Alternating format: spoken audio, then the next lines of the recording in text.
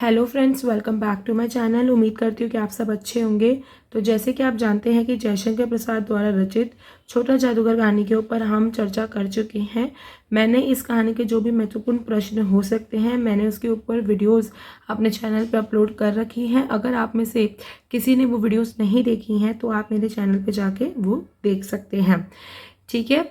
और हम ऑलरेडी 3 कहानियाँ समाप्त कर चुके हैं। पहली कहानी हमने चंद्रधर शर्मा गुलेरी द्वारा रचित उसने कहा था कहानी समाप्त करी है, और दूसरी हमने जो कहानी समाप्त करी है वो है पूस की रात, जो कि प्रेमचंद द्वारा रचित है, और तीसरी कहानी जयशंकर प्रसाद द्वारा रचित छोटा जादूगर। तो मैंने इन तीनों ही कहानियों के जो भी महत्वपूर्ण प्रश्न हैं उनसे रिलेटेड वीडियोस चैनल पर अपलोड कर दी हैं, तो आप वो वीडियोस जाकर देख सकते हैं। इससे आपका जो उत्तर है वो आपको बेहतरीन ढंग से तैयार करने की समझ प्राप्त होगी और आप कहानी को भी अच्छे ढंग से समझ सकेंगे। तो आज की वीडियो बिना किसी देरी के शुरू करते हैं। आज हम जिस कहानी के ऊपर बात करने वाले हैं वो कहानी है जैनेन्द्र द्वारा रचित पाजेब। तो आइए शुरू करते हैं। आज की जो वीडियो है उसमें हम इस कहानी के सारांश या कथासार या कथा वस्तु, आप जो भी कहिए, इसके ऊपर चर्चा करेंगे। प्रसिद्ध मनोवैज्ञानिक जैनेन्द्र कुमार कहानी के लेखकों की अगण्य पंक्ति में आते हैं। पाजेब जैनेन्द्र द्वारा रचित कहानी है जिसमें अभिभावकों द्वारा अपने व्यवहार से बाल मन पर पड़ने वाले प्रभाव का वर्णन किया है। बाल मन का मतलब होता है कि किसी बालक के मन पर पड़ने वाले प्रभाव का वर्णन किया है। जैनेन्द्र ने भी उसी क्रम में बाहरी सामाजिक समस्याओं की अपेक्षा मानव मन के गर्त में छिपी समस्याओं का अवलोकन करने का प्रयास किया है। कहानी का प्रारंभ ही पाजेब की चर्चा से होता है। बाजार में एक नई तरह की पाजेब चली है। उसकी कड़ियां आपस में जुड़ी हुई हैं तथा इतनी सुंदर है कि जिनके पैरों में पड़े उसके पैरों की अनुकूल वे अपना रूप बना लेती हैं, ठीक है। तो ये जो कहानी है उसकी शुरुआत ही पाजेब की चर्चा से होती है, और जो बाज़ार है उसमें एक नई तरह की पाजेब आई है जो आपस में, जिसकी कड़ियाँ जो हैं वो आपस में जुड़ी हुई हैं, और वो इतनी सुंदर है कि जिसके भी पैरों में वो पायल आती है, ठीक है, कोई भी उसको पहनता है तो उसके पैरों के अनुकूल ही वह अपना रूप बना लेती है। आस पड़ोस में तो सब नन्ही बड़ी के पैरों में आप वही पाजेब देख लीजिए कि आस पड़ोस में कोई नन्ही बच्ची है या कोई बड़ी औरत है या कोई भी है, तो आपको वो जो पाजेब है वो सबके पैरों में मिल ही जाएगी। एक ने पहनी फिर दूसरी ने भी पहनी, देखा देखी में इस तरह उनका न पहनना मुश्किल हो गया है, ठीक है। तो यहाँ पे ये बताया गया है कि जब वो पाजेब बाजार में आई तो एक एक ने करके पूरा का पूरा जो आस पड़ोस है धीरे धीरे करके सबके ही पैरों में वो पाजेब आ चुकी है, ठीक है। हमारी मुन्नी ने भी कहा कि बाबूजी हम भी पाजेब पहनेंगे, ठीक है। तो एक लड़की है जिसका नाम मुन्नी है, वो कहती है अपने बाबूजी से कि हम भी पाजेब पहनेंगे।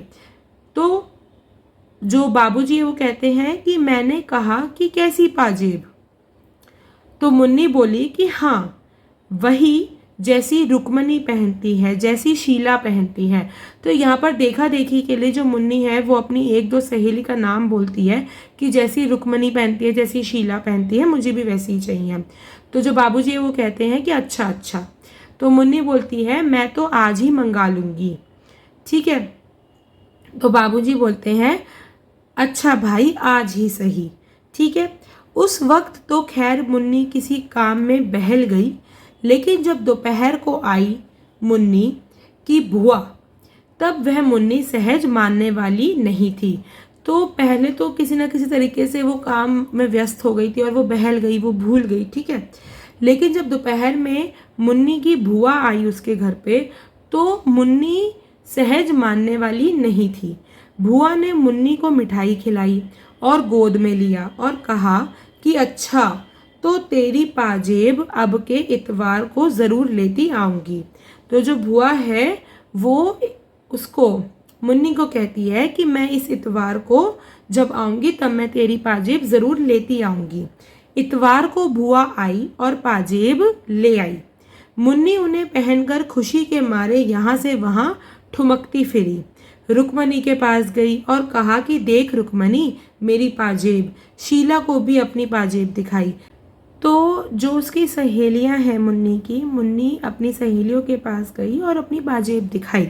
उसने रुक्मणी को दिखाई, उसने शीला को भी दिखाई और वो बहुत खुश हुई। ठीक है, तो सबने पाजेब मुन्नी को पहने देख उसको प्यार किया और तारीफ की। सचमुच ये चांदी की सफ़ेद 2-3 लड़ियां सी टकनों के चारों ओर लिपटकर चुपचाप बिछी हुई ऐसी सुदृढ़ लगती थी कि बच्ची की खुशी का ठिकाना ही नहीं था।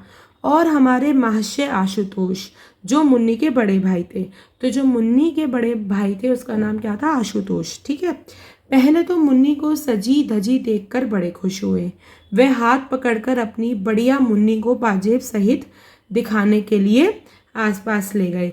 तो जो आशुतोष है वो अपनी बहन मुन्नी को लेकर, ठीक है, आसपास लेके गया, बाजार में सबको दिखाने लेके गया। मुन्नी की पाजेब देख सभी बच्चे बुआ से साइकिल की जिद करने लगे। बुआ ने आश्वासन दिया और पाजेब भी उतरवा कर संभाल कर रख दी। इस प्रकार रविवार का दिन अच्छी तरह बीत गया। पाजेब इतनी अच्छी थी कि श्रीमती जी ने भी पाजेब लेने की इच्छा व्यक्त की। तो श्रीमती जी यहाँ पर मुन्नी की माँ है। ठीक है, रात को अचानक लेखक की श्रीमती ने हल्ला मचाया कि पाजेब खो गई है, मिल नहीं रही है। लेखक और श्रीमती आपस में ढूंढने लगे, एक दूसरे में दोष खोजने लगे। इतने में श्रीमती जी ने बंसी नौकर पर शक जताया कि उसने मेरे बक्से से निकाली है। तो जो श्रीमती है उसका जो शक होता है वो घर के नौकर पर जाता है। घर के नौकर का नाम बंसी होता है। तो श्रीमती जी का जो शक है वो घर के नौकर पर जाता है और कहती है कि इसने मेरे बक्से से निकाली है। लेखक ने पूछकर तसल्ली कर ली कि बंसी ने पाजेब नहीं चुराई, पर श्रीमती को नौकर पर विश्वास नहीं हुआ। तो श्रीमती ने आशुतोष पर शक की सुई घुमाई, क्योंकि उसे पतंग का बहुत शौक था और वह उस शाम पतंग भी लाया था। तो आशुतोष कौन था? श्रीमती का बेटा। ठीक है, तो श्रीमती का जो शक है एक तरह से उसकी जो सुई है वो अपने बेटे पर ही घूम जाती है और वो अपने बेटे पर ही शक करने लगती है। ठीक है, तो लेखक ने श्रीमती को समझाया कि बहुत रात हो गई है, मैं सुबह पूछ लूँगा। लेखक ने आशुतोष को सुबह बुलाकर गंभीरता से पूछा कि क्यों बेटा, एक पाजेब नहीं मिल रही है, तुमने तो नहीं देखी? ठीक है, फिर जो आशुतोष है वह गुम हो गया, जैसे नाराज हो। उसने सिर हिलाया कि उसने नहीं ली, पर मुंह नहीं खोला। तो लेखक ने कहा कि देखो बेटा, ली हो तो कोई बात नहीं, सच कह लेना चाहिए। ठीक है, तो जो आशुतोष है उसका मुंह और भी फूल आया और वह गुमसुम बैठा रहा। लेखक मन में उस समय तरह तरह के सिद्धांत आते हैं। लेखक के मन में तरह तरह के सिद्धांत आते हैं जिसको वह स्थिर करता है कि अपराध के प्रति करुणा होनी ही चाहिए, आतंक से उसे दबाना ठीक नहीं। बालक का स्वभाव कोमल होता है और सदा ही उसे स्नेह से व्यवहार करना चाहिए। तो जब वो गुमसुम बैठा रहा और मुंह फुला के बैठ गया आशुतोष, तो जो लेखक है उस समय उसके मन में तरह तरह के सिद्धांत आए कि अगर आशुतोष ने ये चोरी वाला अपराध करा भी है तो भी उसके प्रति मुझे करुणा रखनी चाहिए, आतंक से उसे दबाना नहीं चाहिए, क्योंकि जो बालक का स्वभाव होता है वो बहुत कोमल होता है और सदा ही उसे स्नेह से व्यवहार करना चाहिए। ठीक है, तो इस तरीके के जो सिद्धांत हैं वो लेखक के मन में आ रहे थे। तो लेखक ने कहा कि बेटा आशुतोष, तुम घबराओ नहीं, सच कहने से घबराना नहीं चाहिए। ली हो तो खुलकर कह दो बेटा, हम कोई सच कहने की सज़ा थोड़ी ही दे सकते हैं, बल्कि सच बोलने पर तो इनाम मिल सकता है। ठीक है, तो इस तरीके से जो लेखक है वो आशुतोष को बोलता है कि तुमने अगर ली भी है तो तुम बता दो। ठीक है, घबराना नहीं चाहिए हमें, और मैं तुम्हें कोई सज़ा थोड़ी ना दूंगा, ठीक है, सच बोलने के लिए, बल्कि तुम्हें तो इनाम मिलेगा। आशुतोष सब सुनता हुआ बैठा रह गया। उसका मुंह सूजा हुआ था, वह सामने लेखक की आंखों में नहीं देख रहा था, रह रहकर उसके माथे पर बल पड़ रहे थे। ठीक है। उसके बाद जब दोबारा से लेखक ने बोला कि क्यों बेटे, तुमने ली तो नहीं, तो ये सुनकर उसने क्रोध में अस्थिर और तेज आवाज में आशुतोष कहता है कि मैंने नहीं ली, नहीं। ये कहकर वह रोने को हो गया, लेकिन रोया नहीं, आंखों में आंसू रोक लिए। उस वक्त जो लेखक है उसको ऐसा प्रतीत हुआ कि जो उग्रता है दोष लक्षण है। ठीक है, उग्रता दोष लक्षण है। फिर जो लेखक है वो कहता है कि बेटा डरो नहीं, अच्छा जाओ ढूंढो, शायद कहीं पड़ी हुई वह पाजेब मिल जाएगी तो हम तुम्हें इनाम देंगे। तो वह वहां से चला जाता है और दूसरे कमरे में जाकर पहले तो कोने में खड़ा हो जाता है, फिर कुछ देर चुपचाप खड़े रहकर वह यहाँ वहाँ पाजेब की तलाश में लग जाता है। श्रीमती जो है वो लेखक से आकर बोलती है कि आशु से तुमने पूछताछ कर ली। आशु, यहाँ पे आशुतोष का ही वो जिक्र कर रही है कि आशु से तुमने पूछताछ कर ली, क्या ख्याल है? तो लेखक कहता है कि संदेह तो मुझे होता है, नौकर का काम तो ये है नहीं। तो कहीं ना कहीं इससे हमें ये लगता है कि श्रीमती की तरह जो लेखक है उसको भी शक होता है आशुतोष पर, मतलब दोनों ही अपने बेटे पे शक कर रहे होते हैं। तो श्रीमती ने कहा कि नहीं जी, आशु भला क्यों लेगा। तो अब कहीं ना कहीं श्रीमती को लग रहा है कि आशुतोष क्यों लेगा। तो लेखक इस बारे में कुछ बोलता नहीं है और लेखक का मन जाने कैसे गंभीर प्रेम के भाव से आशुतोष के प्रति उमड़ रहा था। ठीक है, लेखक को देखकर ऐसा मालूम होता था कि ठीक इस समय आशुतोष को हमें अपनी सहानुभूति से वंचित नहीं करना चाहिए, बल्कि कुछ अतिरिक्त स्नेह इस बालक को मिलना चाहिए। मुझे वह एक बारी भारी दुर्घटना मालूम होता था कि अगर आशुतोष ने चोरी की है तो इसमें उसका दोष नहीं, अपितु उसके माता पिता का ही है। यद्यपि बच्चों में चोरी की आदत बहुत बुरी है, परंतु ऐसी स्थिति उत्पन्न हो गई कि बच्चे को चोरी करनी पड़ी, बल्कि हमारे ऊपर बड़ा भारी इल्ज़ाम है। बच्चे में चोरी की आदत भयावह हो सकती है, लेकिन बच्चे के लिए वैसी लाचारी उपस्थित हो आई, ये और भी कहीं भयावह है। ये हमारी आलोचना है, हम उस चोरी से बरी नहीं हो सकते। तो कहीं ना कहीं जो आशुतोष के प्रति जो लेखक है वो कहीं ना कहीं सहानुभूति उसके अंदर उमड़ आती है और वो सोचता है कि ऐसी परिस्थितियां अगर आ गई हैं जहां पर बच्चे को चोरी करनी पड़ रही है तो ये और भी ज़्यादा खतरनाक है और भी ज़्यादा थोड़ा भयावह हो सकता है। और ये जो स्थिति है उसका भारी जो इल्ज़ाम है वो माता पिता के ऊपर ही आता है। ठीक है, तो कहीं ना कहीं जो लेखक है वो ये सोच रहा है कि अगर उसने ऐसा कुछ करा है तो कहीं ना कहीं गलती जो है वो माता पिता की ही है। लेखक की श्रीमती को अब छुन्नू पर शक होने लगा। उसने आशुतोष से पूछा कि क्या उसने छुन्नू को पाजेब दी थी। माँ की मीठी वाणी में छिपे प्रश्न को पहचानकर आशुतोष ने हाँ कह दिया। आशुतोष के मुंह से छुन्नू का नाम सुनकर श्रीमती खुश हो उठी। उसने अत्यंत हर्ष के साथ दोनों बाहों में लेकर उसे उठा लिया। ठीक है, तो जब श्रीमती आशुतोष से पूछती है कि क्या छुन्नू के पास तुमने देखी थी पाजेब उसके हाथ में, तो जो आशुतोष है उसने जब देखा कि उसकी माँ मीठे स्वर में पूछ रही है, प्यार से ही बात कर रही है, तो आशुतोष ने बोला कि हाँ देखी थी।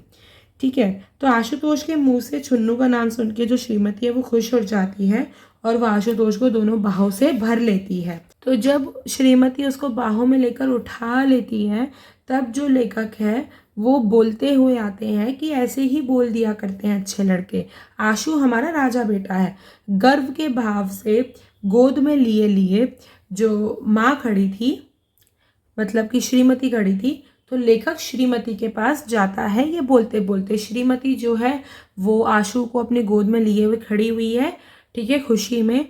और जो लेखक है वो भी श्रीमती के पास जाता है, गर्व के भाव से जाता है और उल्लासपूर्वक बोलता है कि देखो हमारे बेटे ने सच कबूल किया है, पाजेब उसने छुन्नू को दी है। ठीक है, अब ये सुनकर जो श्रीमती है वो खुश हो जाती है। ठीक है, वो उसको चूमती है, बहुत शाबाशी देती है और उसके भलाइयाँ लेने लगती है। ठीक है, नज़र उतारने लगती है। आशुतोष भी मुस्कुराता है। ठीक है, अगरचे एक उदासी भी उसके चेहरे से दूर नहीं होती है, लेकिन कहीं ना कहीं आशुतोष के चेहरे पे एक उदासी भी झलकती है। कहते हैं कि पाजेब छुन्नू के पास है ना, जाओ मांग ला सकते हो उससे। ठीक है, तो जो यहाँ पे लेखक है वो आशुतोष को बोलते हैं कि तुम जाओ और छुन्नू से पाजेब लेकर आओ। आशुतोष जो है वो लेखक को देखता है और जो लेखक है वो उसको कहता है कि जाओ बेटा ले आओ। ठीक है, और जो आशुतोष है उसने जवाब में वो अपना मुंह नहीं खोलता है। जो लेखक है, लेखक ने भी आशुतोष को खूब डांटा पर वह कुछ ना बोला। श्रीमती जी ने छुन्नू की माँ से शिकायत की तो छुन्नू की माँ ने उसे खूब पिटाई की।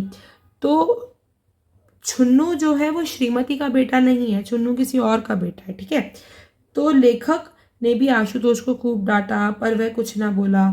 श्रीमती जी ने भी छुन्नू की माँ से शिकायत की तो छुन्नू की माँ ने भी छुन्नू की खूब पिटाई की, साथ ही रोने लगी कि हमने कुलच्छनी औलाद पैदा की है। मामला शांत होने पर छुन्नू की माँ ने भी आकर बताया कि छुन्नू के पास पाजेब नहीं है। श्रीमती को विश्वास नहीं हुआ, उसने स्वयं छुन्नू से पूछताछ की। छुन्नू ने कहा पाजेब आशुतोष के पास थी, वह पतंग वाले को दे आया। तो जब छुन्नू से पूछताछ होती है और छुन्नू बोलता है कि मेरे पास नहीं है और जो पाजेब है वो आशुतोष के पास थी, और जो आशुतोष है जब वो शाम को पतंग लाने गया था तब उसने पतंग वाले को दे दी थी। लेखक ने फिर आशुतोष से विस्तार में पूछा। जब चाचा उसे खींचकर पतंग वाले की दुकान तक ले जाने लगे, वहां जाकर भी उन्हें निराशा हाथ लगी।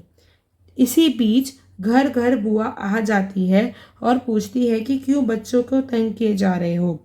तो लेखक जो है वो आशुतोष के साथ पतंग वाले के पास भी जाता है और वहाँ भी उसके निराशा ही हाथ लगती है, पतंग वाले के पास भी नहीं होती है पाजेब। ठीक है, तो वो वापस खाली हाथ घर लौटते हैं।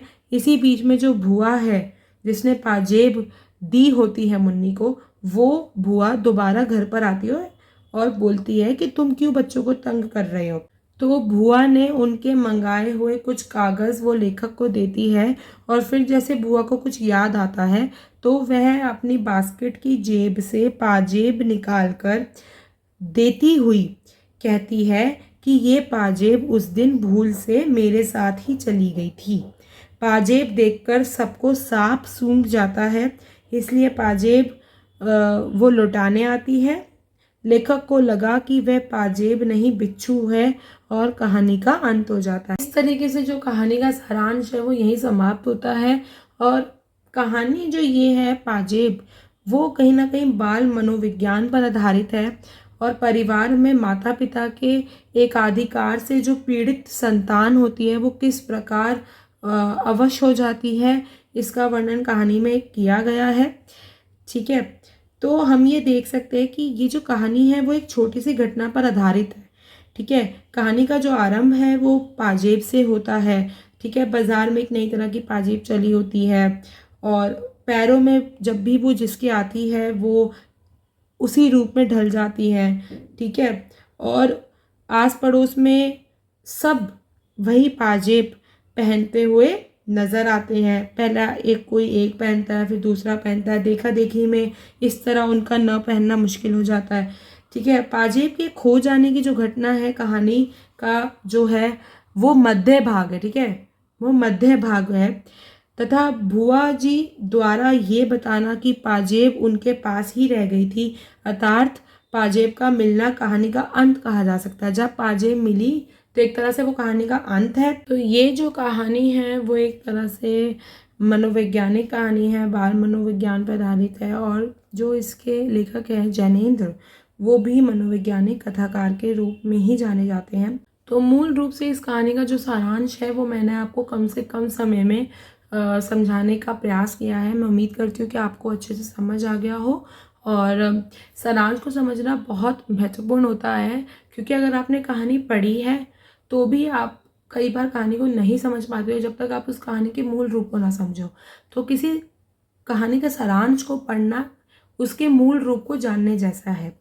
ठीक है, तो अगर आपने कहानी पढ़ी है उसके बाद भी अगर आप सारांश को पढ़ रहे हो तो भी आपको कहानी अच्छे से समझ आएगी, और अगर आपने कहानी नहीं भी पढ़ी है तो भी आप कहानी से पहले अगर सारांश को पढ़ लेते हो, ठीक है, तो भी आप उस कहानी को अच्छे से समझ पाओगे जब भी आप उस कहानी को पढ़ोगे। ठीक है, क्योंकि आप तब तक उस कहानी का मूल रूप समझ चुके होगे। तो मैं उम्मीद करती हूँ आपको आज की वीडियो अच्छी लगी हो और आपको अच्छे से समझ आया हो। मिलते हैं नई वीडियो के साथ, तब तक के लिए गुड बाय।